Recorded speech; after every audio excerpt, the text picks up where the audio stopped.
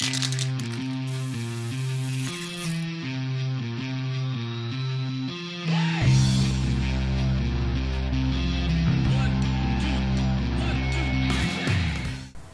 who are you? I'm Damien Katz. I am the creator of CouchDB and the CEO of Couchio. And who are you with?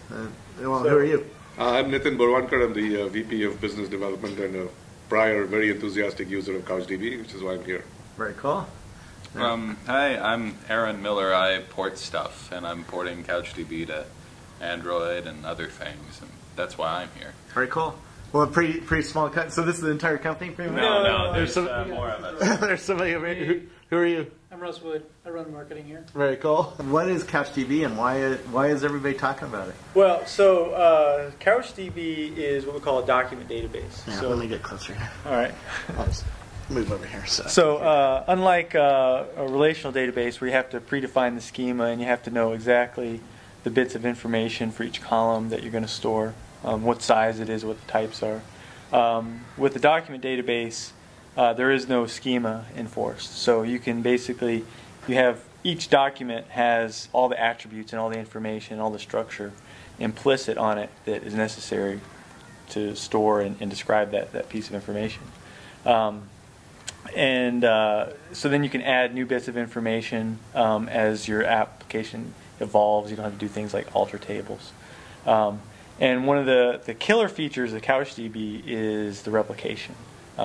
So a lot of databases have replication, but it's usually for something like a master-slave type of setup where all the writes go to one place and then those writes get replicated out to other database nodes for read performance. Right. But CouchDB actually allows replication for peer-to-peer. So you can actually have completely independent replicas of the database. Well, that's interesting. So I could have 5 iPads all with CouchDB and it would replicate from each iPad back and forth. Yeah, so the devices can replicate peer-to-peer or they can replicate with the cloud. So peer discovery is often kind of a difficult thing. So you can have a CouchDB instance in the cloud that you replicate to and then other devices replicate from that, or these could be shared applications. So you can have like a CRM system where everybody is entering data, adding into it, updating it, and still have those local replicas. So you could actually have it on your phone or your laptop. And if you have no network, you still have your data there, right there with you.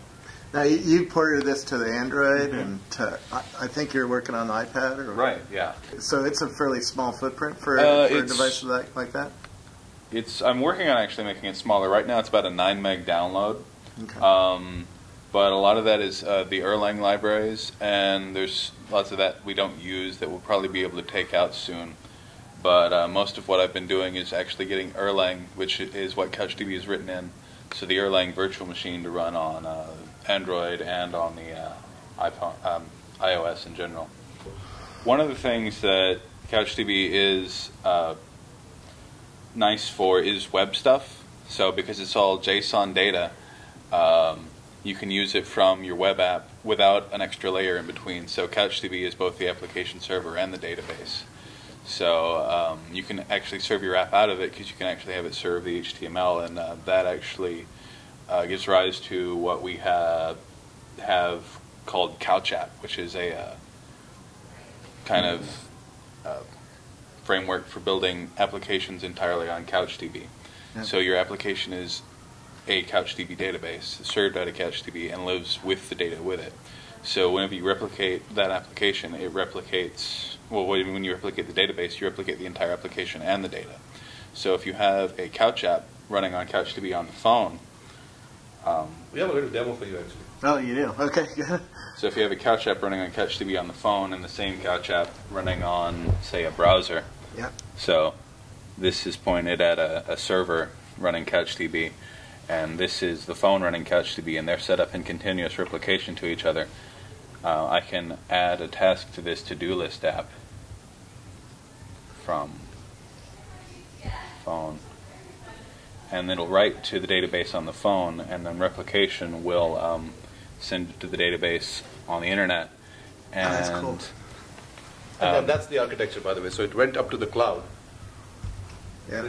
There's the phone, there's the CouchDB in the cloud, and then there's CouchDB on the laptop, and all that replication happened in milliseconds. Very cool. So our basic value here is... So this lets you build all sorts of apps, like calendaring apps, or tell me about some of the apps you've seen people build with this. Well, I mean, we internally use it for task management. So every week we have a meeting, and there are people from all over the world as a part of our group, and we use this app to manage tasks. And currently we use it in a sort of a web app fashion, but the same data could be on somebody's phone, and they could be updating it from wherever they are.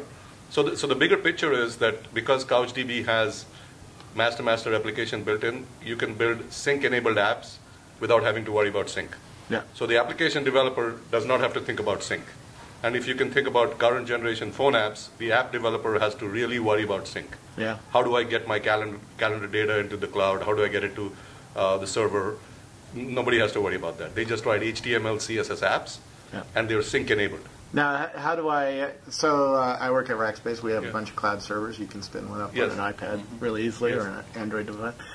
Can I host CouchDB Yes, on we're a hoping cloud you server? would come to that. Yeah. Okay. We and I want to assume you work with Amazon as well? Or yes, I mean, it's running on, all of our stuff runs on EC2. This demo is running on Linode, and we're hoping you'd have a lot of CouchDB hosted at Rackspace. Yeah. Partly, I mean, I contacted you about the Open Cloud Initiative and OpenStack. OpenStack. Yeah. Now, the goal here is that we would like to make CouchDB sort of the file system for the internet, because everything in CouchDB is REST enabled.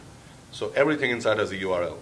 Everything you invoke has a URL, and that's how the web is built. Is there any database that's similar to that? No. There's two things. I mean, we devices? are adding sync to the mobile computing fabric, which right now sync is very hard, and we want to make it ubiquitous, an all-pervasive part of the mobile computing fabric. Yeah. And once it's there, then you'll see a whole new generation of apps. And even for enterprise applications, there are a number of apps on the LAN that are just too hard to take on your phone, because how do you sync the data?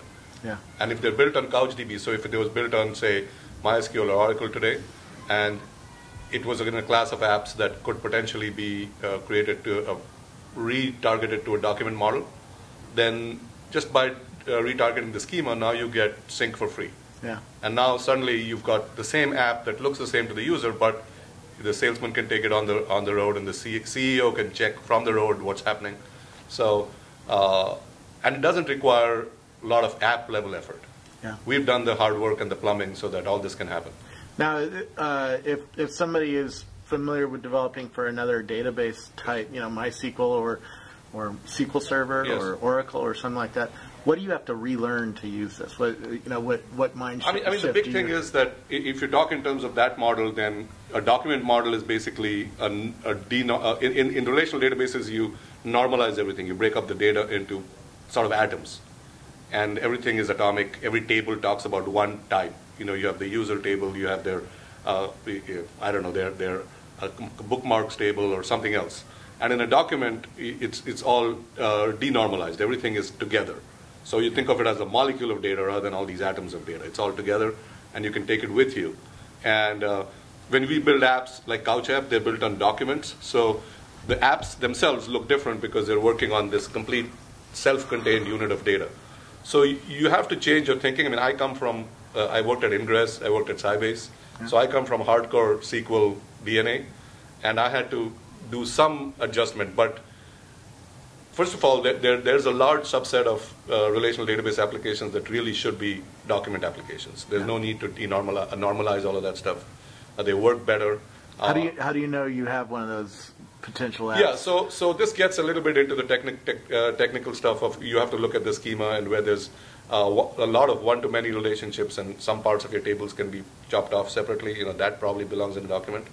If you have lots of many-to-many relationships all intertwined together, you're probably better keeping it off in the relational databases. Relational databases also have problems with that.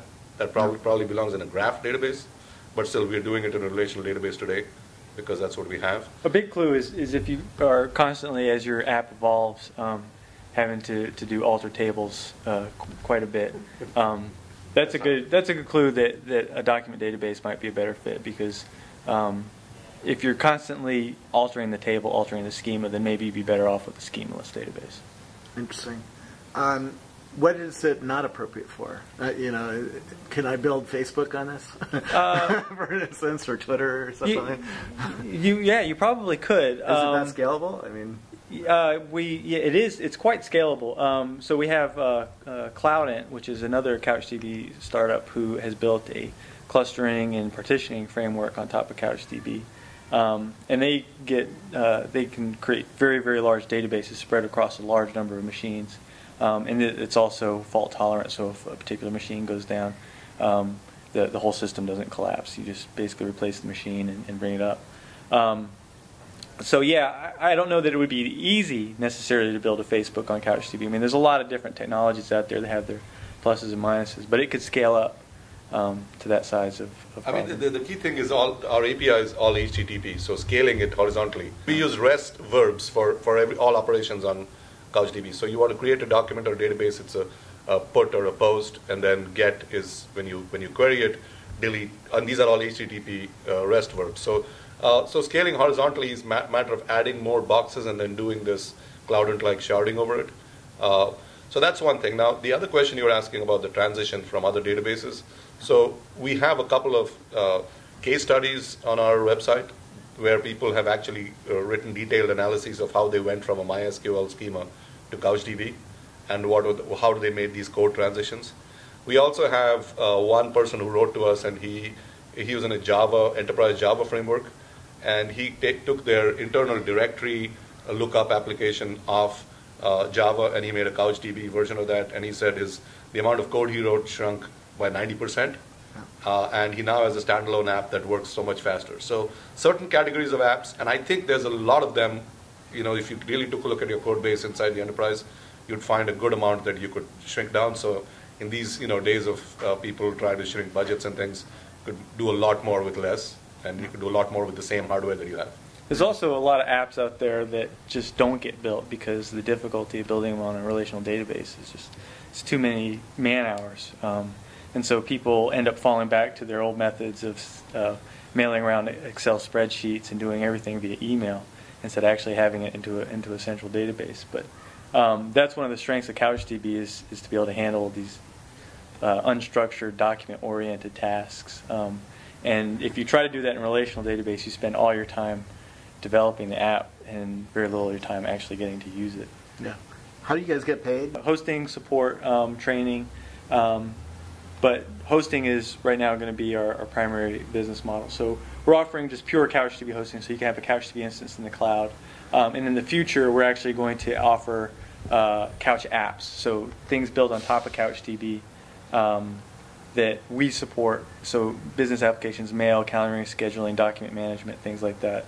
Then we'll actually offer that as software as a service. Very cool. What would be some of the things you would talk at a developer conference about to other developers? Yeah, so I mean, I think that the programming part of CouchDB is writing views. So you have the data as a bunch of key value pairs, which is what collection of them is a document. Mm-hmm. But then you have to go look at it, and you've got to produce the equivalent of a SQL select statement. So a view in this case is the equivalent of a select statement, where it goes and picks certain of these attributes and then does some operations on them and then presents them as a set of name value pairs. So writing views, there are ways and ways to write views efficiently, and there are ways to write views ineffectively. And so what I would say, if someone's picking up CouchDB, to really understand how to write views well, so that they don't hit the they don't hit anti-patterns. I mean, there are some view anti-patterns, right. And there's a lot of this information on the CouchDB wiki. Okay. So couchdb.apache.org. There's a link to the wiki. So there's a detailed discussion on how to write views well and how to, and we are also expanding our documentation offering on the Couchio website. So that's where it comes down to. You can use CouchDB as a regular database, just put stuff in and get it with curl without having to worry about programming. But when you start building applications, then you've got to learn how to write views. Yeah, when you want to slice and dice and sort all your information and group it together and all that, that's when you really have to look at the view engine and figure out how that works. That's probably the biggest adjustment that people need to make. So instead of using SQL, you actually, with CouchDB, use JavaScript. So that allows you to peer into documents. You can do all sorts of duck typing. you want to pull out, so you have a certain field and you want the third element, and if the third element is equal to food, then you actually want to include that in the view. That's the kind of logic that's very difficult to do in SQL, but you have the full power of JavaScript, so you can introspect every document and look at it and figure out what's interesting about it and emit that into your indexes. And then learning how the indexes work and how to query them, that's probably the biggest learning hurdle. But once you get that, then it's really easy to build CouchDB apps. Very cool. On the mobile side, do you, because you're replicating things live like that, Right. are there tricks that you have to worry about on mobile to make sure your apps don't kill battery life, for instance? That's actually interesting, because one thing that I found, and the other people that have been playing with the Android build that we're working on have found, is that the Erlang VM, because CouchDB is written on Erlang, is really good at idling. So whenever it's not doing anything, it really doesn't do anything, and we've noticed almost no battery impact just leaving it running. And when replication is happening, the TCP connections are actually managed outside the OS, so most of the device can go to sleep when those connections are held open, so it's actually very little battery impact. Very cool. Some people have actually noticed that it has a smaller memory footprint at times than some of the core Android applications, like the keyboard. Yeah. So yeah, was the keyboard at 11? The keyboard was 11 megs, and CouchDB was a little less. For those who missed that, that's developer bragging. People think that because CouchDB is this huge big thing, but it's not a huge big thing. It's a very efficient. It's a very small number of lines of code, and it's very efficiently written. And in addition, it runs on Erlang, which has been matured and baked for about 20 years by the telcos. So resource usage is it's very efficient. Yeah. Yeah. So just a little bit about Erlang. Yeah. I mean, people think of it as this server-based language, which it is, but it's originally designed for phone switches. Yeah. And so phone switches aren't like big mainframe computers. They're switches to move data back and forth. And so Erlang is designed to run on lightweight hardware. Wow. And so the phone is perfect. So we've actually I spent some time yesterday trying to get the memory footprint down, but it's already so low. It's really hard to make progress. I only succeeded in getting about 15% lower. But so we got the whole Erlang server with almost no tweaks is using like 9 meg of memory, and then after my tweaks, I got it down to like 8 or 7.5 meg. Yeah. But it's really lightweight and perfect for the phone environment. Very cool. What are some of the apps that you've seen built with it, and anything surprising that you've seen built with it yet? Yeah, so we've got CMS management systems on it. We've got our own wiki that we build on top of it. Our to-dos, calendars, mail, document management stuff, and something that was really interesting that was built on it was the WikiLeaks. Somebody created a Couch app out of that. So they dumped all the WikiLeaks information into CouchDB and then published it on the web. And that's hosted completely as a Couch app. So there's nothing between you, between the browser and CouchDB. It's coming right off of CouchDB. You could have a site like this, which is constantly being updated, and then you could have mirrors that are always replicating that. And so if sensitive information gets up there and then some government or some other agency wants to quash that site, well, then they'll have to take down a whole network of sites in order to actually keep that information offline. Right. And that's due to the peer-to-peer replication. So you could have a network of sites. Each one independently can update and send the changes out to everybody else. And then it basically becomes impossible to squash that data. Well, that's really cool. Right. So this application is being served out of CouchDB right here. Yep. So the CouchDB it's served out of is actually this part of the URL, and Sorry. so everything up to the second slash. So that's a CouchDB, and if you delete this, you'll actually get the information about the database. Yep. But the implication is that you can download CouchDB or install CouchDB somewhere and create an empty database in it, go to CouchDB's replicator, and then plop the URL of that page into the replicator, and then you have the entire application along with all the data in it, your own separate private copy. And if you do continuous replication, it'll even stay up to date. Right. So as changes are added to the central website, your website gets you get the changes in real time replicated down to you. Right. So whether that's on your laptop or you have another replica also in the cloud, those updates are constantly replicating out. Very cool. CouchDB also has implications for data ownership. If you write a little client that saves tweets first to my local laptop before it posts to Twitter or a photo and then to Facebook, so clearly since I put it in my laptop first, I own the data. So question of who owns that data becomes very clear. Normally when you first initiate an action and the data goes into a server, there's a question about who owns the data, etc. So that's the first part. And the second part is, say, tomorrow Twitter goes down, a bunch of CouchDBs running their own local slices of Twitter, just whatever their followers are tweeting. They could continue tweeting to each other, and there's a mesh of CouchDBs could just be up communicating with each other, and when Twitter comes up next, they could sync with Twitter. So it allows a mesh-based communication system rather than this hub and spoke thing that we've got created with Twitter, Facebook, all of these mega sites. Yeah. So can you in the database tell the system not to replicate certain data? So yes. I want to build a database of stuff that I want to keep on my computer but not push out. Yeah, I mean, in your instance of CouchDB, you can have just multiple databases, and certain things are never replicated and certain things are replicated.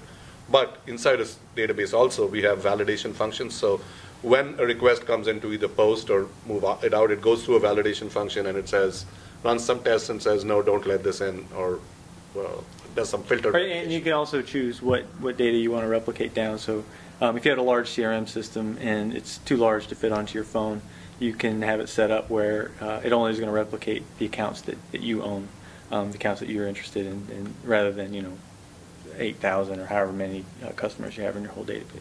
Very cool. Anything else that we should talk about? Well, so you touched on the data independence stuff. So also when you have, so for instance, you have your Google apps. So that's all in the cloud, and there's really not a replication option there. Yeah. So I have my spreadsheet of all my videos up there, and so nobody else has it, right? So if you want to now migrate that to another platform, now you're going to have to deal with, well, how do I get the application logic? I have to now evaluate new platforms. Is this going to work for me?